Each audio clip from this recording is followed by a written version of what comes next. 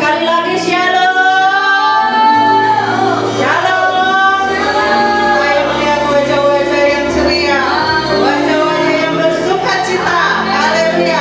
Mari saya undang kita sama-sama bangkit berdiri. Katakan satu dengan yang lain, Tuhan Yesus luar biasa. Haleluya. Tuhan Yesus luar biasa.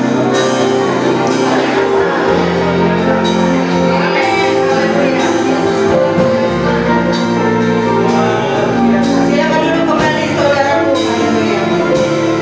Terima kasih Tuhan, kami mengucap syukur buat kesempatan pagi hari ini. Kami mengucap syukur buat segala kebaikan Tuhan dalam hidup kami.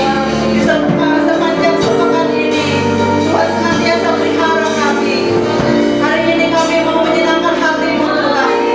Lewat pujian syukur kami kepada Tuhan. Terima kasih Tuhan, kami serahkan ibadah kami ke dalam tangan-Mu.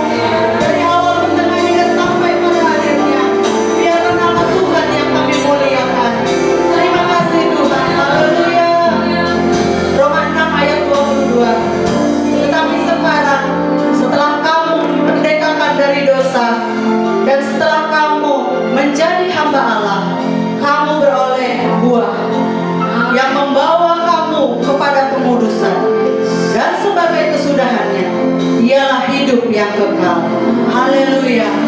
Terima kasih Tuhan. Haleluya.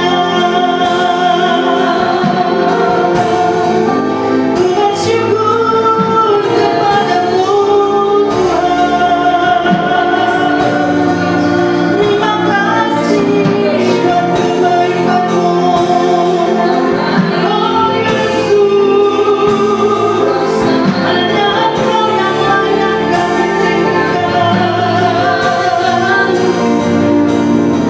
Terima kasih. Terpujilah Engkau Tuhan. Engkau Allah yang luar biasa. Haleluya.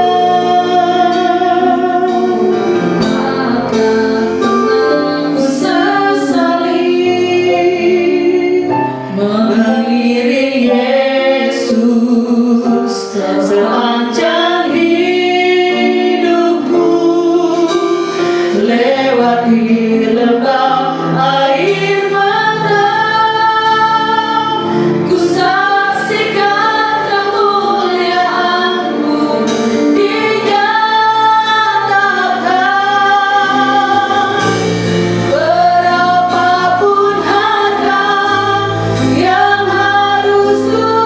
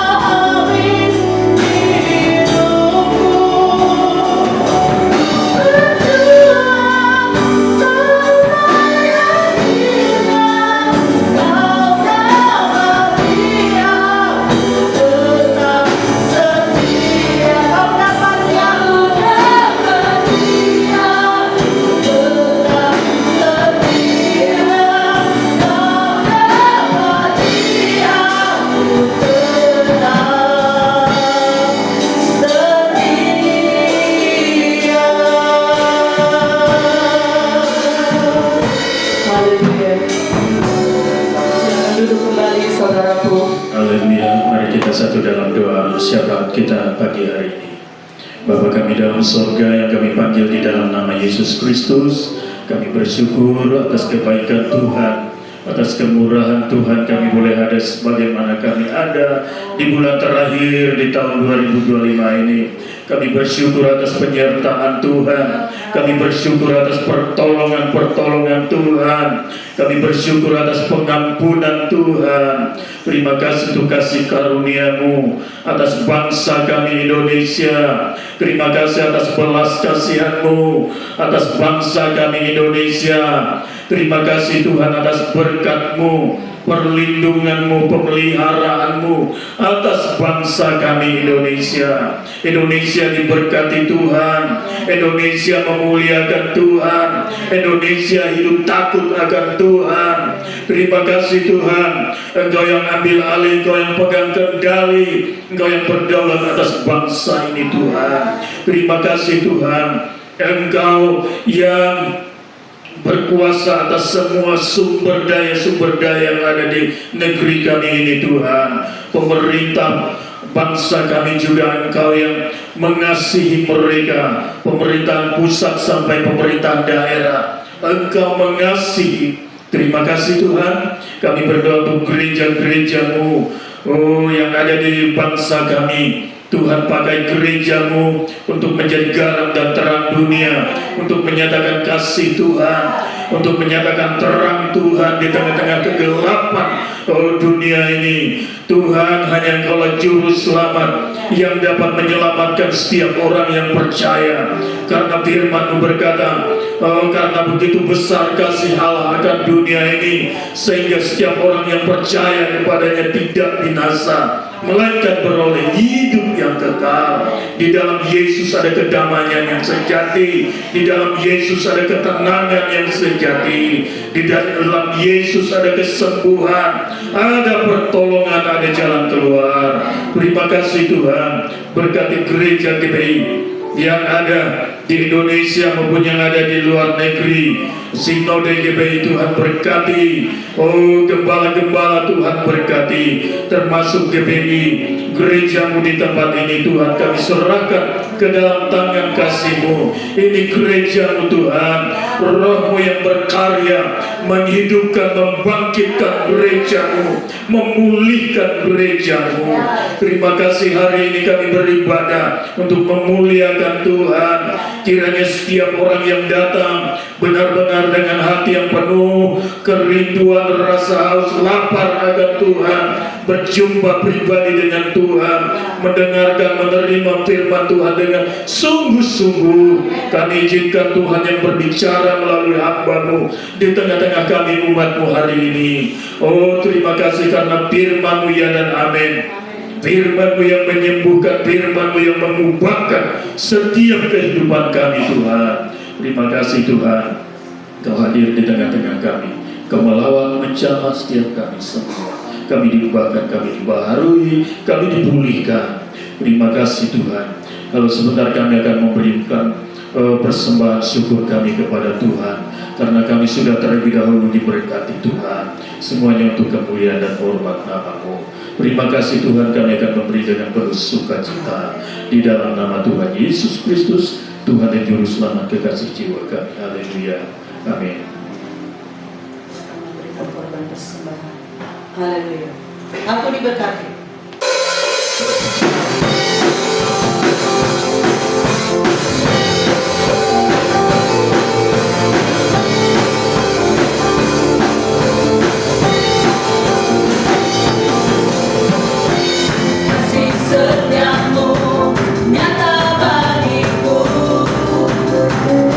Terima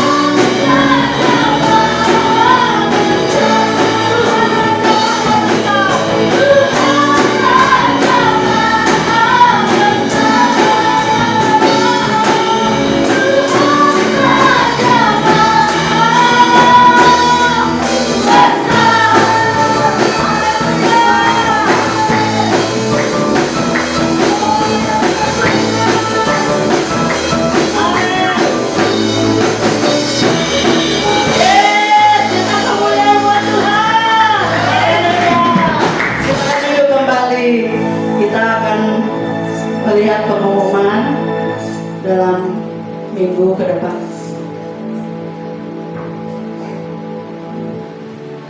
Lantas pekan GBI Gading Serpong. Intim dengan Allah ada di channel YouTube GBI Gading Serpong setiap hari mulai pukul 3 pagi. Ya, ini ada Yeremia Ministry, gerakan doa santai setiap hari. Bagi Bapak Ibu Saudaraku yang rindu ingin mengikuti, mendaftar kepada Ibu Cingyok atau Saudari Cindy Lydia. Ya, Christmas Celebration and Worship, Allah hadir untuk menyelamatkan keluarga. Haleluya. Hari apa ini ya? Hari Minggu kita akan mengadakan perayaan Natal GBI Gading Serpong jam 4 sore di tempat ini. Jangan lupa ya, ibu-ibu, bapak-bapak, saudaraku, jam 10 jangan datang. Tapi jam 4 sore, hari Minggu tanggal 21. Ingat dan catat ya. Oke.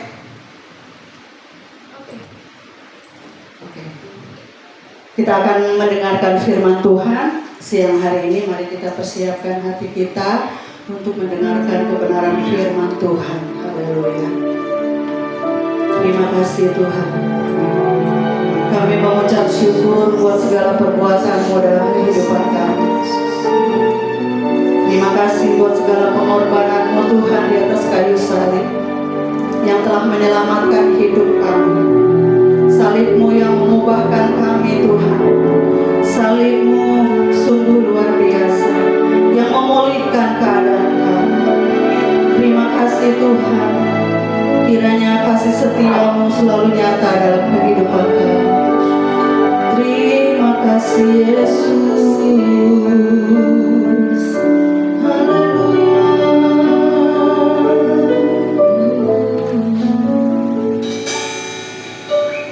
Dia sungguh indah. Dia Yesus.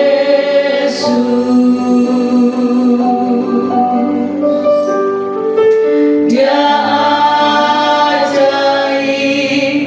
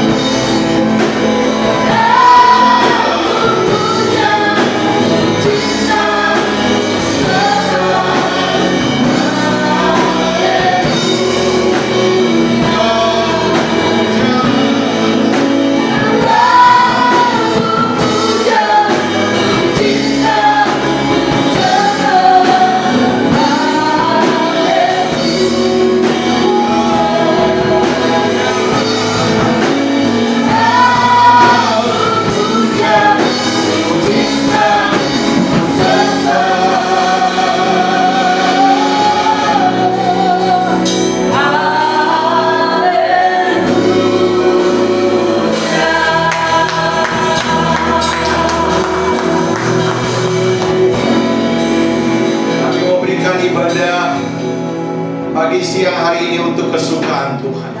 Biar pujian, penyembahan, persembahan kami menyenangkan hati-Mu. Sekaligus Tuhan, kami bersedia lagi dituntun, kami bersedia lagi diajar, agar kami boleh jalan bukan seperti apa yang dunia mau, tapi seperti apa yang Tuhan mau. Supaya kami boleh melakukan aktivitas bukan dengan agenda-agenda hidup kami, tapi dengan agendanya Tuhan dalam hidup kami. Jangan lewatkan seorang pun Tuhan yang hadir dalam ibadah pagi siang hari ini, baik kami di tempat ini maupun mungkin ada live streaming yang kembali tanpa anugerah dan berkat Tuhan. Rapi hamba-Mu layak menjadi berkat. Kami sambut firman Tuhan dalam nama Yesus. Yang siap diberkati bersama-sama kita katakan amin. Tepuk tangan sekali lagi buat Allah kita, haleluya. Silakan duduk. Selamat pagi menjelang siang. Shalom. Haleluya. Senang sekali bisa beribadah bersama-sama dengan saudara. Haleluya. Cek 1 2 cek.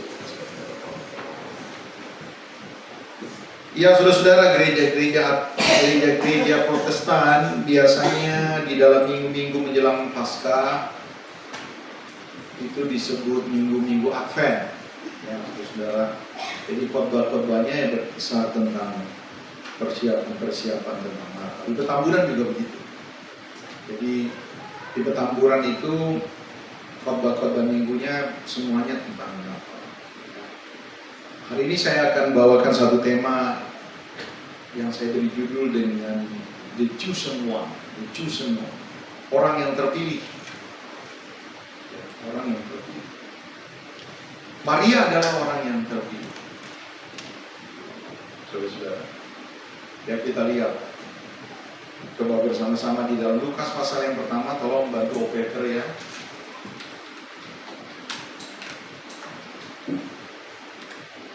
Lukas pasal yang pertama ayat yang ke-28 mulai.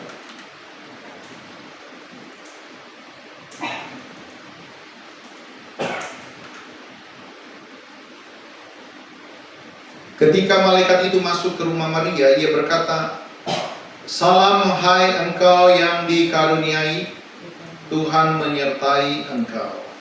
Maria terkejut mendengar perkataan itu, lalu bertanya di dalam hatinya, apakah arti salam itu? Kata malaikat itu kepadanya, "Jangan takut, hai Maria, sebab engkau beroleh kasih karunia di hadapan Allah. Sesungguhnya engkau akan mengandung dan akan melahirkan seorang anak laki-laki, dan hendaklah engkau menamai dia Yesus. Ia akan menjadi besar dan akan disebut anak Allah yang maha tinggi. Dan Tuhan Allah akan mengaruniakan kepadanya tahta Daud bapa leluhurnya, dan ia akan menjadi raja atas kaum keturunan Yakub sampai selama-lamanya, dan kerajaannya tidak akan berkesudahan." Saudara-saudara, kita pasti setuju ya, Maria dipilih. Maria dipilih menjadi satu sosok yang sangat penting. Ya, apa itu saudara? Menyelesaikan masalah dari miliaran orang di seluruh dunia. Tidak ada penyelesaian kecuali di dalam Yesus. Yesus adalah jawaban satu-satunya atas seluruh pergumulan manusia, yang terutama adalah dosa. Nggak ada dosa. Dan Maria dipilih untuk mengandung bayi Yesus. Ini sesuatu yang sangat luar biasa. Akhirnya Maria menjadi orang yang sangat disanjung, kan? Orang Katolik bahkan menempatkan dia hampir setara dengan Tuhan. Hampir.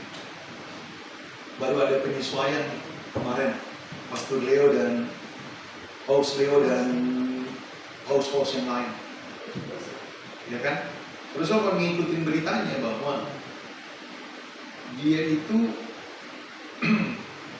punya ambil bagian di dalam penyelamatan itu akhirnya dicopot. Karena selama ini ribuan tahun, yang artinya orang-orang Katolik percaya bahwa Maria punya andil di dalam keselamatan. Sama sekali tidak. Maria cuma alat. Satu-satunya penyelamat hanya Yesus. Tapi saudara-saudara, memang harus diakui, Maria itu mendapat satu tempat yang cukup tinggi. Bukan cuma di kalangan Katolik, di seluruh dunia. Coba. Puisi, lagu, prosa, frase, quote, itu lahir dari inspirasi dari sosok ini kan. Lukisan dan segala macam, ornamen-ornamen. Kalau tadi saya pelayanan di daerah perbatasan antara Malaysia dengan Indonesia, namanya Pine. Yang satu namanya Pine. Di perjalanan menuju Pine itu cukup panjang. Saya lihat ada satu gereja gede banget, ternyata gereja Katolik.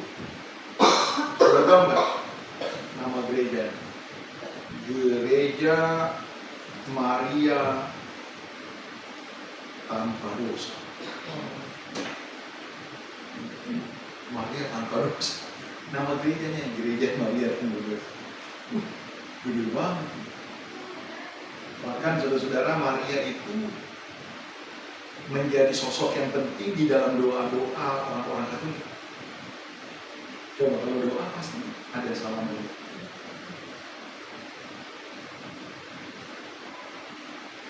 Doa bisa salam Maria bisa sampai 13 kali. Satu kali misa. Salam Maria, diberkatilah buah kandunganmu, dan seterusnya. Memang keren. Ini memang sesuai dengan nubuatan Maria sendiri. Coba lihat di dalam Lukas pasal yang ke-48. Lukas 1 ayat 48. Sebab ia telah memperhatikan kerendahan hambanya. Sesungguhnya mulai dari apa? Sekarang, itu maksudnya dari Maria ngomong. Segala keturunan akan menyebut aku berbahagia. Dan betul. Bahkan waktu Tuhan Yesus dewasa, waktu pelayanan, satu ibu komentarin gitu, melihat Yesus itu takjub gitu. Karena Yesus bukan saja mengajar dengan cara yang tidak biasa, tapi dengan kuasa. Ini menimbulkan sebuah ketakjuban dari antara orang-orang Yahudi. Salah seorang perempuan ngomong ini, berbahagialah ibu yang telah menyusui engkau. Dan sahabat, iya. Coba, keren banget nih sosok nih. Ini ibunya luar biasa, berbahagia sekali. Jadi memang Maria memang harus diakui, ya, she is the chosen one. Ya, dia adalah yang terpilih. Nah, saya ingin saudara-saudara menyadari bahwa sepanjang perjanjian Tuhan, temanya itu adalah dipilih dan terpilih. Ingat nih saudara-saudara, dipilih itu adalah proses. Terpilih atau tidak terpilih itu lain hal. Pernah dengar nggak ada teriakan-teriakan ini? Dipilih, dipilih, dipilih, dipilih, dipilih, dipilih. Dipilih, dipilih, dipilih. Lalu saudara datang nggak? Milih nggak? Milih. Saudara pilih semuanya? No. Tapi ada nggak yang terpilih? Ada. Apel nih, lihat nih, banyak. Tetap aja kita pilih.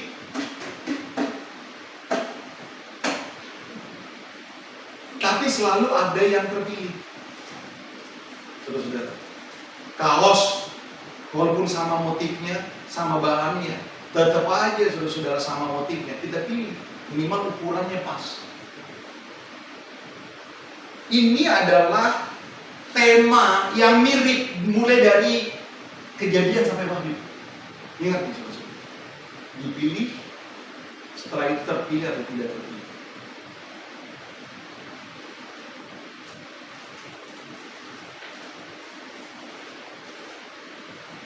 Allah memilih persembahannya Habil.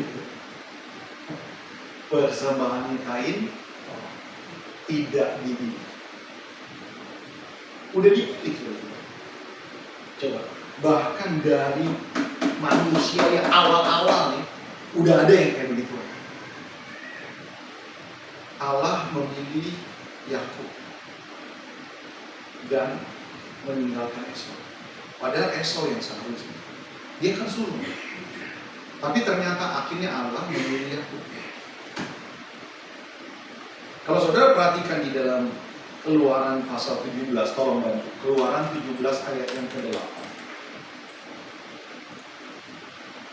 Keluaran 17 ayat 8. Lalu datanglah orang Amalek dan berperang melawan orang Israel di Rafidim. Terus Musa berkata kepada Yosua, pilih orang-orang bagi kita, lalu keluarlah berperang dan seterusnya. Saudara, yang dipilih itu bukan antara perempuan dan wanita, semua yang dipilih itu ya sedang dipilih itu ya pejuang-pejuang, orang-orang dewasa, laki-laki. Tapi ternyata tidak semua. Kalau saudara telusuri di dalam kitab Hakim-Hakim, namanya Hakim-Hakim. Jadi dialah yang menjadi pemimpin-pemimpin, menjadi hakim, menjadi pemimpin. Satu kali saudara-saudara di dalam masa hakim yang dipimpin oleh seorang yang bernama Gideon. Ya, Alkitab dengan jelas mengatakan orang Israel itu berada di dalam keadaan yang menderita, sangat menderita. Bahkan mereka tidak berani tinggal di perkotaan. Mereka harus sampai lari keluar kota. Kenapa? Karena orang-orang Midian yang sudah itu menguasai orang-orang Israel. Lalu Tuhan memilih. Dari sekian suku dipilih satu suku. Ternyata suku yang paling kecil dari itu. Suku ini ada kaum kan, kaum ini, kaum ini, kaum ini, kaum ini, marga ini, marga ini, marga ini, marga ini. Dipilih satu marga. Marganya yang paling kecil. Saudara pernah dengar marga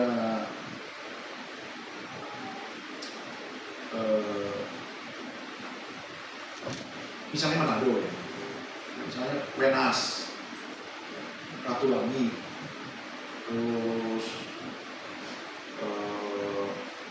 Lasur, kan marga-marga terkenal. Pernah dengar marga Opit? Bukan Supit, Opit. Jarang kan? Di tempat kami orang Manado marganya Opit. Artinya ada marga-marga yang nggak terlalu terkenal. Ada marga-marga yang. Nah, Gideon itu dari kaum yang paling kecil. Udah kaum dari suku yang paling kecil, kaum yang paling kecil, dia juga masih muda. Tapi kan tetap kan akhirnya dia yang terpilih. Lalu Tuhan ngomong begini, Gideon, siapkan orang-orang, pilih bagi bangsa ini untuk berperang melawan orang. Lalu terpilihlah 32.000 orang. 32.000 orang. Sebenarnya jelas jumlahnya kalah banyak kalau melawan ratusan ribu orang. Tapi Tuhan berkata, terlalu banyak. Bilang bahwa peperangan ini akan berat. Kemungkinan orang akan tewas. Kemungkinan kau punya istri akan jadi janda. Kemungkinan anak-anakmu akan jadi yatim. Kemungkinan kau kalau misalnya masih hidup pun tanganmu buntung. Bisa cacat kau. Jadi yang takut, go back home. Dari 32.000 yang pulang 22.000. Coba. Akhirnya tinggal 10.000. Lalu Gideon bilang, tinggal 10.000 lawan ratusan ribu. Waduh. Tuhan bilang, jangan waduh-waduh kau, masih terlalu banyak nih. Gideon udah 32.000 aja kurang, ini aja udah pulang 22.000. 10.000 masih terlalu banyak. Ya, masih terlalu banyak. Pilih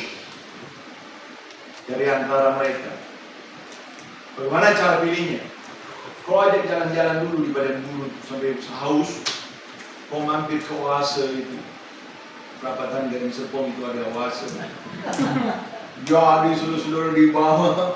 Terjauh perjalanan di badan gurun. Waktu haus, Gideon bilang, sekarang kita ke oase. Lagi haus-hausnya. Lalu mereka sekarang apa orang boleh minum? Tuhan bilang begini, Gideon, nanti setelah mereka minum, kumpulkan siapa yang minum lewat moncongnya langsung kiri, siapa yang minum dengan tangannya air diangkat ke mulutnya kanan. Lalu sudah mereka udah puas minum, lalu Gideon mulai memilih. Siapa di antara kamu orang yang minumnya pakai tangan kanan? Pakai tangan kanan. Siapa yang langsung minum dengan mulutnya kiri?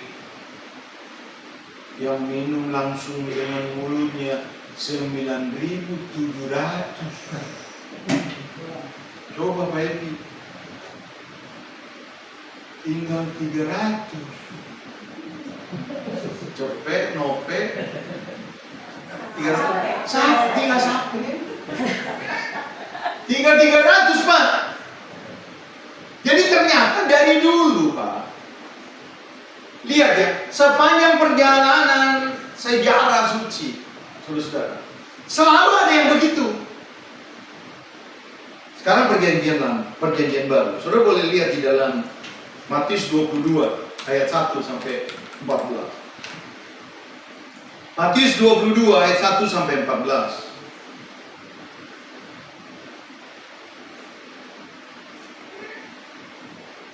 Lalu Yesus berbicara pula dalam perumpamaan kepada mereka. Kerajaan sorga seumpama seorang raja yang mengadakan perjamuan kawin untuk anaknya. Ia menyuruh hamba-hambanya memanggil orang-orang yang telah diundang ke perjamuan kawin itu. Tapi orang-orang itu tidak mau datang. Ia menyuruh pula hamba-hamba yang lain, pesannya, katakanlah kepada orang-orang yang diundang itu, sesungguhnya hidangan telah dikusediakan, lembu-lembu jantan ternak peliharaanku telah disembelih, semuanya telah tersedia, datanglah ke perjamuan kawin ini. Tapi orang-orang yang diundang tidak mengindahkannya. Ada yang pergi ke ladangnya, ada yang pergi mengurus usahanya, dan yang lain menangkap hamba-hamba itu, menyiksanya dan membunuhnya.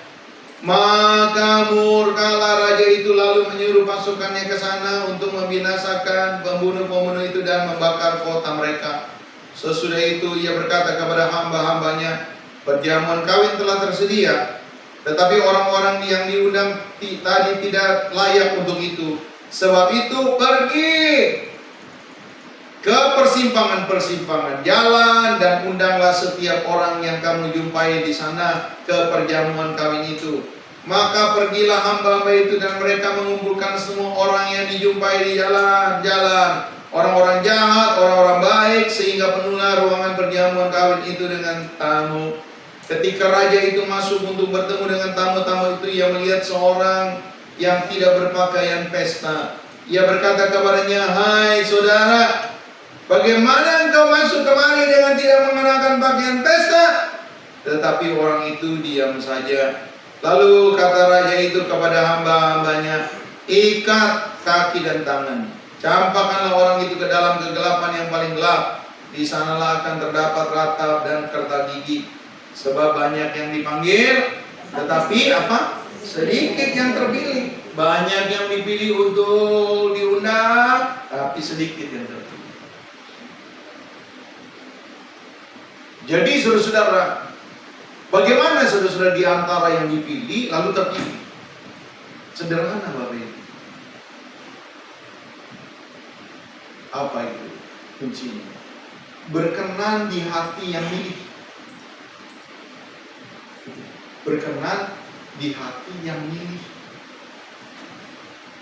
Saudara pasti punya selera, betul nggak? Kalau saudara dikasih parfum atau mau beli parfum, asal atau nyoba dulu? Nyoba dulu. Bohong. Fit campur white wood campur vanilla. Terlalu ini melatinya terlalu. Ada kriteria. Kau pikir Bapa di sorga tidak ada kriteria kah? Saudara, tadi perumpamaan itu kan bicara tentang orang Israel kan. Kita semua udah tahu lah orang Kristen. Tapi Alkitab dengan jelas fakta sejarah mengatakan orang Israel menolak dia.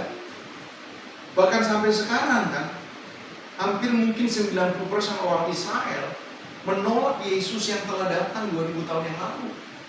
Akibatnya apa? Akibatnya keselamatan diberitakan kepada bangsa-bangsa lain sampai ke kita.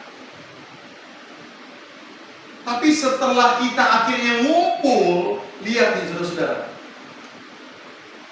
Biar kita itu menjadi orang yang betul-betul terpilih. Sesuai dengan apa yang dia mau.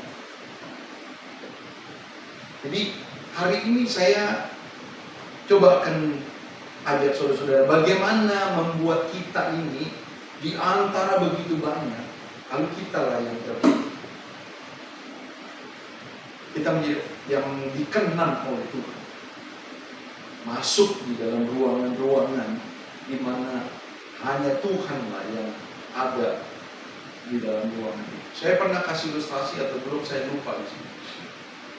Satu kali saya diundang sebuah gereja untuk memberikan sebuah yang memotivasi, menguatkan, adakan kebenaran rohani di pengurus salah satu gereja. Diadainnya di rumah istrinya, lebih tepat keluarga istrinya di daerah Sawarna. Udah pernah belum dengar cerita? Belum ya, di daerah Sawarna. Waktu saya masuk 30 menit sebelum acara dimulai, gembalanya sama istrinya sudah datang juga. Jadi kita bareng, kira-kira 30 menit. Karena waktu ada, saya diajak jalan-jalan ngiterin rumahnya, keluarga istrinya. Bapaknya itu orang Swiss. Bapaknya orang Swiss. Ibunya orang Manado. Anaknya ini istrinya. Saya diajak sama suaminya ngeliat-ngeliat. Rumahnya gede. Rumahnya gede sudah. Ya, terdiri dari ruangan-ruangan, kamar-kamar. Ruang rapat juga ada, ruang barbeque juga ada. Ruang kantor bapaknya yang orang Swiss. Itu dikasih lihat juga ruangan dia punya minum wine-nya. Itu ada mungkin 500 botol kan di ruangan itu. Saya dikasih satu wine dari itu. Luar biasa, ruangan gymnya juga ada. Tapi yang menakjubkan lagi, halaman rumahnya gede, saking gedenya, ada range-nya. Tahu nggak range?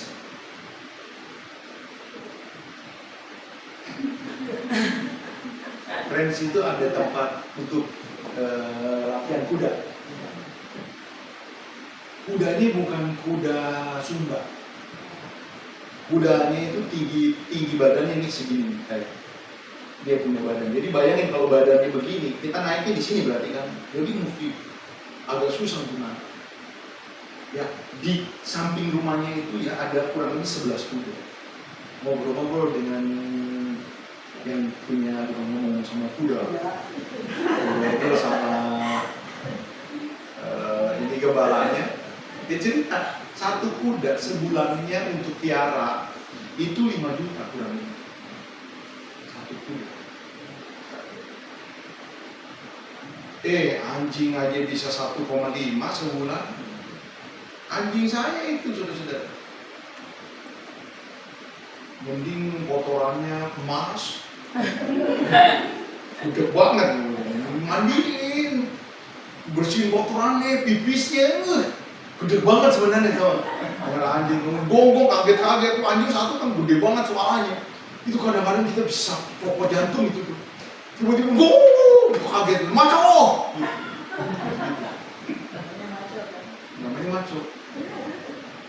Jadi satu kuda 5 juta. Saya lihat ada bangunan di agak jauh gitu ya. Ternyata di area itu juga, di rumahnya juga. Agak jauh, saya bilang itu apa? Itu tempat kuda juga, kuda-kuda yang lain. Oh, saya tanya, emang luasnya berapa ini rumah? 10 hektar rumah di daerah Sawangan. Lalu saya tanya, ada yang jaga kan? Ada. Berapa orang? 10 orang. Di mana mereka tinggal? Akhirnya saya diajak ke jalan ke rumah 10 orang ini. 1 menit terus sampai.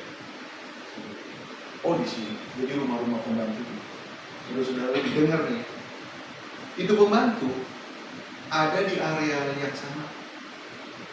Ingat nih, tapi itu pembantu tidak tinggal di rumah utama, tidak rapat dengan tuan rumah, tidak diundang sama tuan rumah untuk bahas bisnisnya. Pembantu tinggal di luar, walaupun ada di area yang sama. Saudara dengar nih,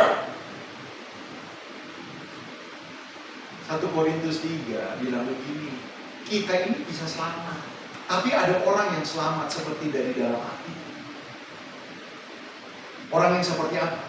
Kan teksnya begini nih, brother, sister, dengar. Teksnya begini, apakah orang membangun keselamatan itu dengan emas, perak, batu permata?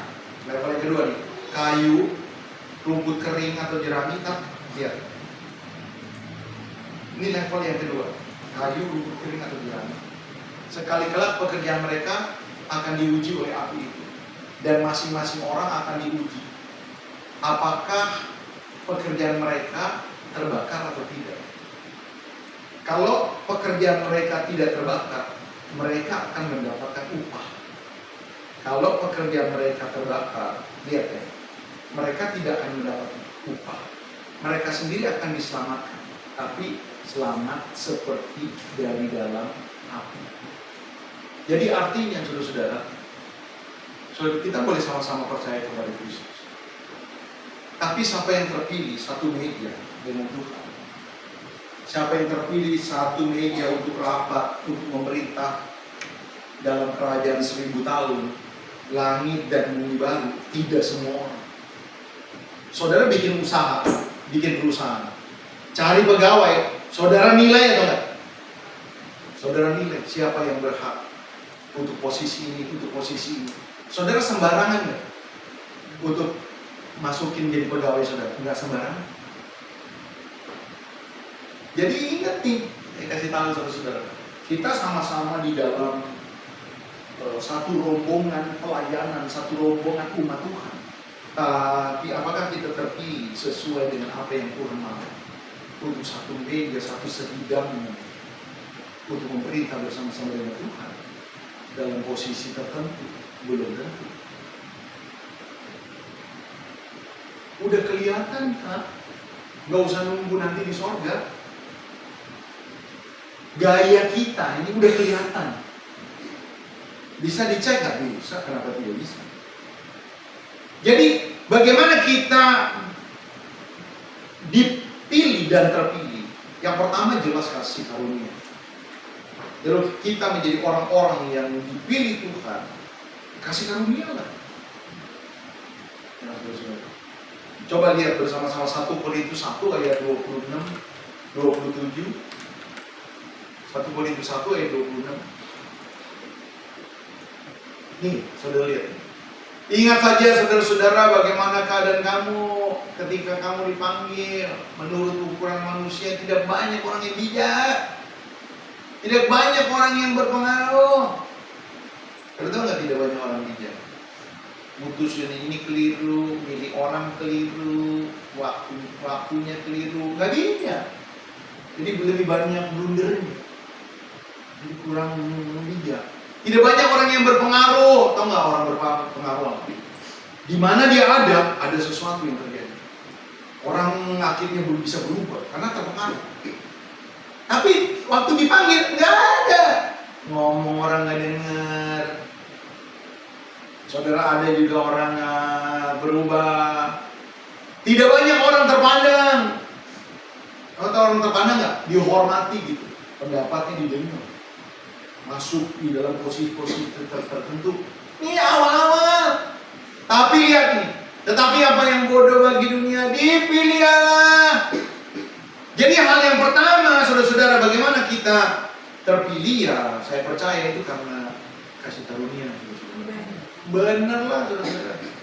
Bukan karena kita hebat, bukan karena kita jago. Kita ini orang-orang yang di pinggiran-pinggiran jalan, di persimpangan-persimpangan jalan, tadi di perumpamaan. Tapi kalau udah dipilih, Pak, masuk di dalam kerajaannya, kita nggak bisa sembarangan. Gitu loh, saudara-saudara. Akhirnya jadi partnernya Tuhan. Sekali kelak bermiliar-miliar tahun. Itu tergantung apakah kita punya effort atau enggak. Saudara mau bayar harga atau enggak? Maria terpilih, saya percaya karena kasih karunia. Kan Alkitab sendiri yang ngomong, hai Maria, engkaulah orang yang mendapat apa? Kasih karunia. Tapi setelah itu, saudara-saudara, Maria mau nggak terima konsekuensi? Ternyata mau. Saudara, Maria mau bayar harga. Gila, saudara-saudara. Maria yang dipilih dalam keadaan yang mungkin umur 17 atau 18 atau 19 lagi tunangan sama Yusuf. Udah kebayang kan berapa undangan yang harus diundang, makan apa nanti. Aduh, tinggal sama Yusuf, berkeluarga. Wah, itu udah cita-citanya tuh. Siapa yang diundang, di mana. Wah, udah keren banget. Mau punya anak berapa. Tiba-tiba Maria, engkau hamil. Hamilnya Maria mengandung, konsekuensinya apa menurut saudara? Ya, diusir. Bisa dirajam, Pak. Itu konsekuensinya orang Yahudi. Hamil di luar nikah. Perzinahan, saudara-saudara. Walaupun orang nggak lihat, dia hamil. Bagaimana mungkin hamil kalau nggak zina? Nangkep nggak, saudara-saudara? Konsekuensinya, saudara-saudara, dia mau bayar harga. Walaupun konsekuensinya aku mendapatkan hal yang paling berat. Oke, jadilah kehendakmu. Dia kan pasti dicurigai. Misalnya ya, dia cerita nih setelah datang ke didatangi malaikat ya. Engkau akan mengandung. Tapi jangan khawatir, yang kau kandung adalah Mesias yang diharapkan oleh bangsa Israel. Lalu malaikat pergi. Lalu dia kan mesti ngomong sama Yusuf. Bang, bagaimana ya? Bang, senyum atau enggak ya? Bang. Mau senyum atau mau serius? Ngomongnya ke Yusuf. Serius? Bang, kalau serius sudah pasti udah dicurigai. Tapi kecengengesan juga. Apa-apaan yang ngomongin hamil cengengesan. Gimana ya? Bang, aku didatangi malaikat. Apakah langsung begitu? Ini pergumulan. Tapi akhirnya datang gak ke Yusuf? Datang juga. Konsekuensinya Yusuf bisa tinggalin gak? Bisa. Sebenarnya betul gak udah ditinggalin? Sebenarnya udah rencana ada ada rencana ditinggalin. Jadi pemikiran Maria itu logis, brother. Saya pasti akan ditinggalin. Dan konsekuensi yang lebih buruk, Yusuf marah, dia cerita maki-maki keluarga. Dan akhirnya keluarga tahu, saya akan berbahaya buat saya. Itu udah diperhitungin, Pak. Tapi Maria bisa tetap ambil nggak? Tetap ambil. Dia cerita. Dia mungkin datang, Bang. Jangan kaget. Jangan kaget, aku ngomong apa adanya, aku mau jujur kepadamu. Engkau tahu reputasiku sampai sejauh ini. Lalu dia mulai cerita.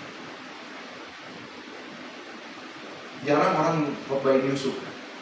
Saya punya khotbah tentang Yusuf. Yusuf juga gitu. Keren juga Yusuf. Dia punya dilema itu. Tapi ya Tuhan memang tolong dia. Tuhan tolong juga kata Yusuf. Tapi ya kita bilang saudara-saudara, Maria itu menerima konsekuensi. Maria menerima konsekuensi. Jadi di mata Tuhan, Bapak Ibu saudara-saudara ya, Maria itu berkenan, dikenal, ukurannya pas dengan Tuhan. Dan dia punya effort. Dia mau, dia terima konsekuensinya apapun yang terjadi. Ini saudara-saudara, banyak orang mau dilawan Tuhan, nggak ada effortnya. Effort apa nggak effort? Ya, effort tuh kegigihan untuk meraih sesuatu. Ada tindakan. Itu Pak.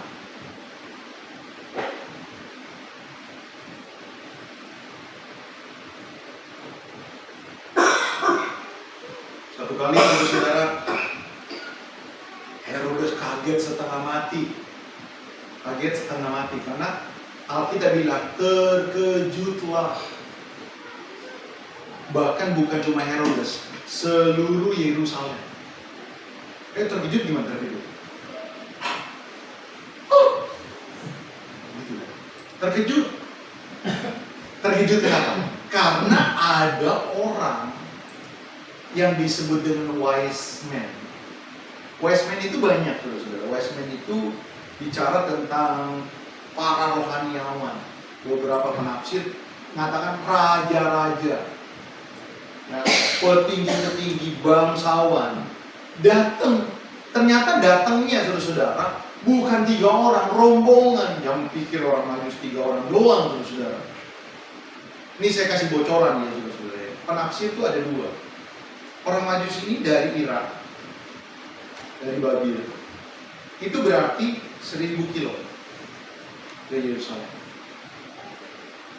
Oke, jangan ngantuk dulu. Sudah, ini pengetahuan. Ya. Kalau disinyalir ini orang Majus datang dari Babil, 1000 kilo, 1000 kilometer. 1000 kilometer itu kalau Jakarta Surabaya 900. Jadi sampai Bali lah. Ya sampai Malang seperti itu. Kalau dari Persia, lihat Persia berarti ke Iran. Orang ukur 1500 kilo. Itu sampai Momere. Sampai Momere. 1500. Saudara jalan kaki ke Bandung. Berapa lama? Oh, saudara jalan kaki ke Bandung. Jalan kaki, catat. Jalan kaki. Sampai Cililitan makan es batu dulu, makan kelapa dulu. Baru sampai Cililitan. Makan kelapa muda dulu, warteg dulu. Sampai Cijantung, sampai Cibinong, makan laksa dulu. Ya, kebun kelamaan. Kapan nyampe ke Bandung? Oh, sampai berhenti terus. Itu jalanan bagus, Pak. Bagaimana kalau misalnya sampai Surabaya, jalan kaki? Saudara lihat nih, 2000 tahun yang lalu, padang gurun, bro. Nggak mungkin 3 orang nggak bawa logistik, nggak bawa perbekalan. Itu 1 orang bisa sampai 10 sampai 15 orang, 1 orang. 1 raja-raja. Itu bawa kotak persembahan. Itu bukan kotak kayak kotak cincin kayak begini. Kotak persembahan. Cukup untuk beberapa tahun menghidupi Yusuf dan Maria waktu ke Mesir. Tuhan udah persiapin begitu. Jadi artinya, saudara-saudara, waktu orang Majus ini datang ke Herodes kaget. Ini orang yang ngomong, ini pasti bukan sembarangan. Kenapa? Dari pasukannya yang dia bawa, dari penampilan yang dia bawa, dari ungkapan yang dia ungkapkan. Di manakah raja yang baru lahir? Sebab bintangnya telah membawa kami sampai ke sini. Herodes kaget. Lalu saudara-saudara, bagaimana caranya? Dia panggillah seluruh imam-imam dan orang-orang para tua-tua. tinggalnya di samping kerajaan, imam-imam. Samping kerajaan. Bukan. Jadi orang Majus itu dibiarkan untuk stay dulu. Lalu tentara panggil-panggil dia. Jadi meluncur loh. Ke rumah Prabowo, datang Kru TV udah mulai masuk. Jadi saudara-saudara, karena imam-imam kan tinggalnya bukan di samping istana. Jadi mesti diutus dulu. Lalu mereka mulai rapat. Ini ada raja-raja dari timur. Katakan bahwa ada raja yang lahir di Israel. Menurut kitab-kitab kalian, coba kalian ini sendiri orang Yahudi. Lalu mereka rundingan, Mas. Mereka buka kitab. Ayah, benar ternyata. Coba lihat. Lalu dia ngomong kepada Herodes, benar apa yang dikatakan mereka, sebab ada tertulis dalam kitab para nabi. Seperti itu. Coba lihat. Yesus, Mesias, pengharapan Mesias yang diharapkan oleh orang Yahudi. Lihat ya. Orang Yahudi sendiri kaget. Coba. Mereka kan berharap Mesias. Mesiasnya datang, mereka nggak siap. Mereka nggak tahu, mereka nggak peka. Sedangkan orang Majus, bukan orang Yahudi. 1.500 km kalau kita ambil yang panjang. Coba lihat. Beresiko. Taruhannya nyawa. Mempersembahkan begitu banyak. Tidak heran Pak, orang Majus itu jumpa Tuhan. Saya percaya orang Majus yang datang itu selamat. Karena berlaku karena imannya. Sama seperti Abraham. Orang diperhitungkan karena imannya. Bagaimana dengan kita? Nyanyi sekedarnya, memberi sekedarnya, pelayanan sekedarnya. Lalu kita berkata, lawat kami. Wah, nggak fair banget. Ada nggak usaha yang, waduh mati-matian. Kadang-kadang hujan nggak datang, macet nggak jadi. Pusing-pusing dikit, kadang-kadang kita nggak semangat.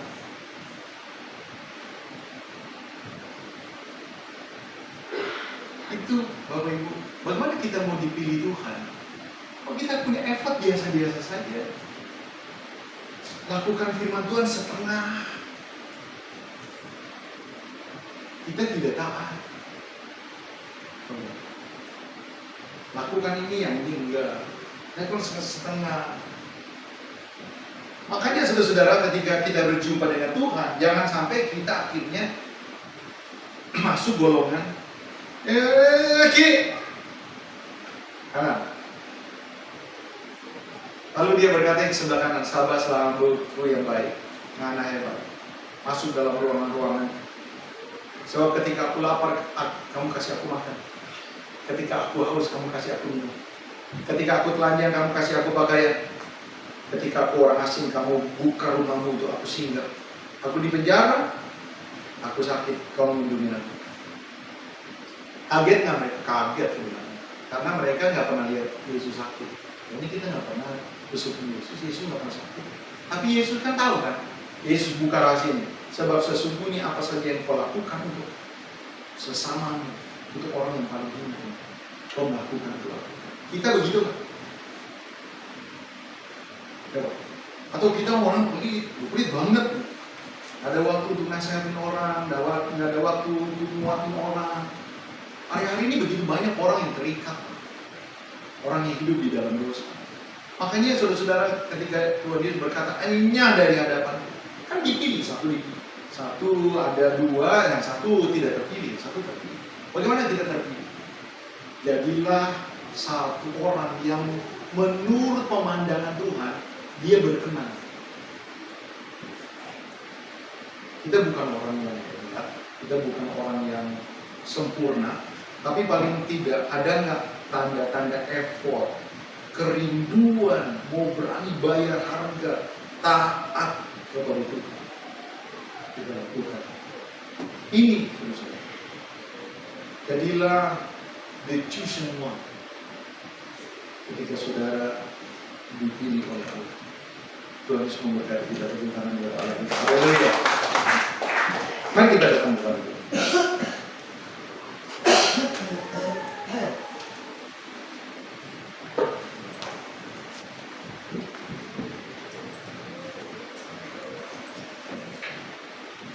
Di D mungkin di D.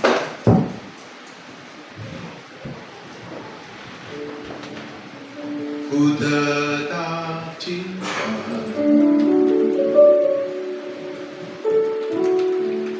ku tetap cinta,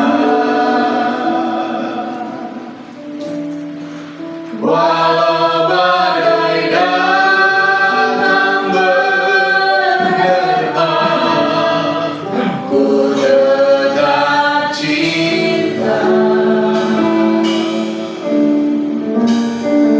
ku tetap setia, ku tetap setia, ku tetap setia, walau topan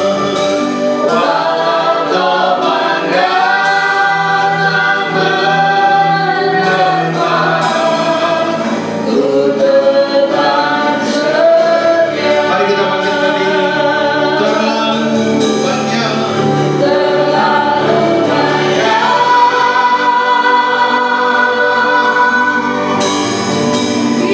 Tuhan telah beri, takkan mungkin ku balas dari apa yang ku miliki. Ku persembahkan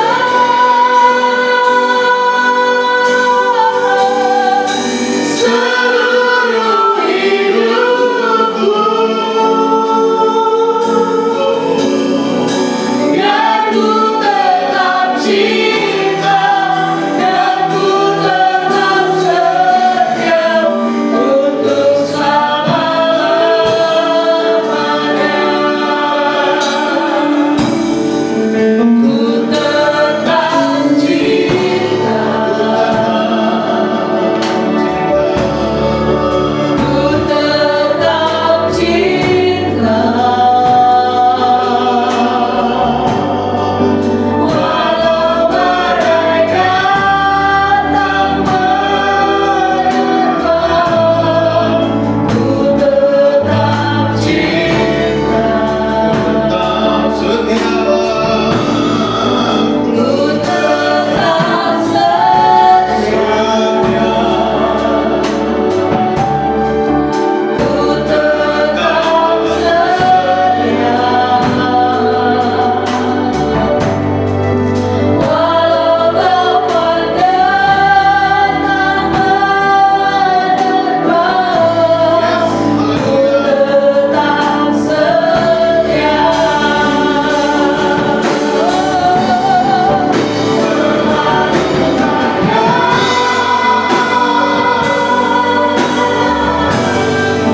Yang Tuhan telah beri,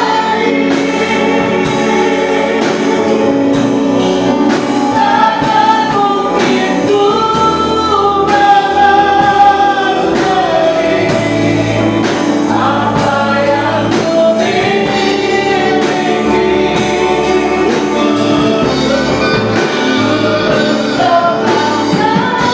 Seluruh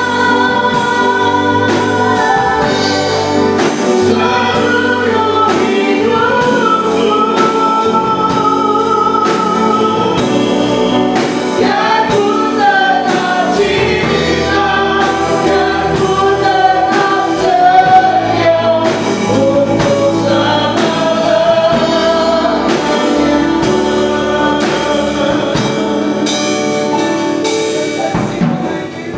Sebelum kita doa, saya ingin coba tolong tampilin 1 Petrus 3 ayat 3 dan 4. Coba lihat ini saudara-saudara. 1 Petrus 3 ayat 3 dan 4.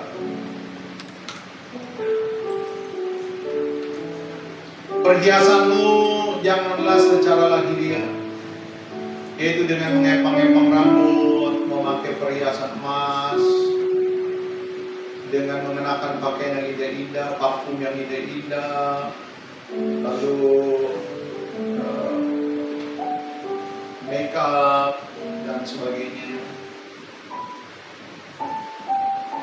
4. Tetapi perhiasanmu ialah apa, Bapak Ibu? Manusia batin. Ini ada buah-buah roh ini. Semakin lembut, semakin sabar, semakin baik, semakin menguasai diri.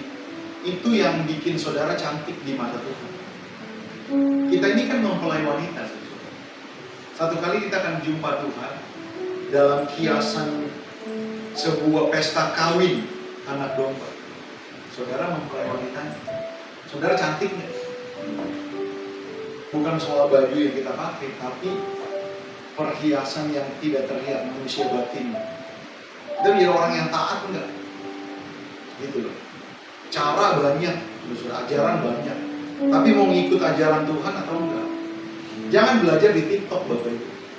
Jangan belajar di Facebook, di Instagram. Ya, saudara.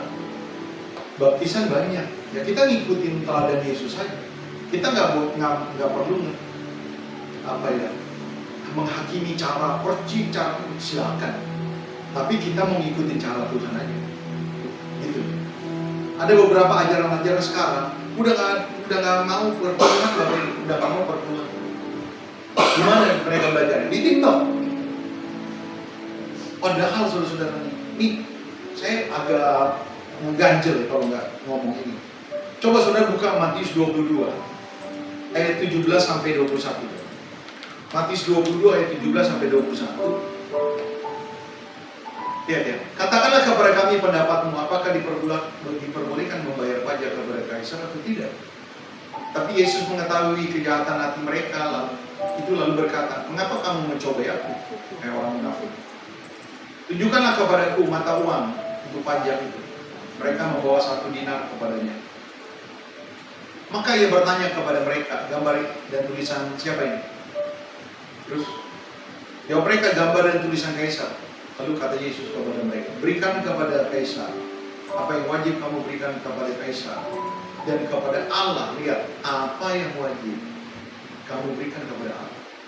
Salah satunya sudah soal persepuluhan. Ada banyak orang ya berusaha untuk bangun teologi perpuluhan lewat ajaran-ajaran Paulus. Tidak ada memang. Tapi jangan mengecilkan ajaran tentang menabur. Kalau sudah baca dalam 1 Korintus 9, siapa menabur sedikit akan menuai sedikit. Siapa menabur banyak akan menuai banyak. Sedikit, saudara-saudara, itu bicara tentang apa? Sebenarnya bicara soal perpuluhan. Itu standar yang paling dasar. Coba lihat, Yesus hilangin perpuluhan. Coba lihat Matius 23 ayat 23. Matius 23 ayat 23, coba lihat. Celakalah hai kamu ahli-ahli Taurat dan orang-orang Farisi, hai kamu orang-orang munafik, sebab persepuluhan dari selasi, persepuluhan adas manis, ini usaha ya. Ini kan dulu orang usahanya begini. Jintan kamu bayar, jadi persepuluhan kamu bayar. Tapi yang terpenting dalam hukum Taurat kamu abaikan, yaitu keadilan dan belas kasihan dan kesetiaan. Yang satu harus dilakukan, apa itu? Perpuluhan. Yang satu harus dilakukan. Yang lain soal belas kasihan yang diabaikan. Jadi ada banyak orang, saudara-saudara, ya yang penting kita mau beri. No, saudara-saudara, kita ngikut Tuhan aja. Ada kremasi, ada yang dikubur, silakan kremasi, kita nggak usah menghakimi. Tapi kita mau ngikut cara Tuhan. Gitu loh maksudnya, saudara-saudara. Jadi ngikut seleranya Tuhan itu jauh lebih aman dibanding seleranya kita dan seleranya para teolog. Saya berharap saudara-saudara firman Tuhan hari ini membawa kita betul-betul punya kerinduan. Aku mau orang waktu dipilih, aku yang terpilih. Mari tundukkan kepala. Bapa di sorga, terima kasih buat kebenaran firman Tuhan yang boleh kami dengar. Kami tahu ini bukan kebetulan. Sekali lagi kami tahu ini bukan kebetulan. Kami rindu Tuhan. Kami jalan bukan apa yang kami mau, tapi seperti apa yang Engkau mau. Kami berpikir bukan apa yang kami pikirkan, tapi apa yang Tuhan pikirkan. Itu sebabnya Tuhan, Jamahlah setiap kami Tuhan, supaya kami menjadi orang-orang ketika dipilih, kami terpilih. Hamba-Mu berhenti berbicara, tapi hamba-Mu punya keyakinan Roh Kudus tidak berhenti berbicara, bahkan memampukan kami melakukan kehendak Tuhan. Sungguh kami diberkati Tuhan dalam nama Yesus. Haleluya. Amin. Puji Tuhan. Tepuk tangan sekali lagi buat Allah kita. Silakan duduk kembali. Saya selamat kembali.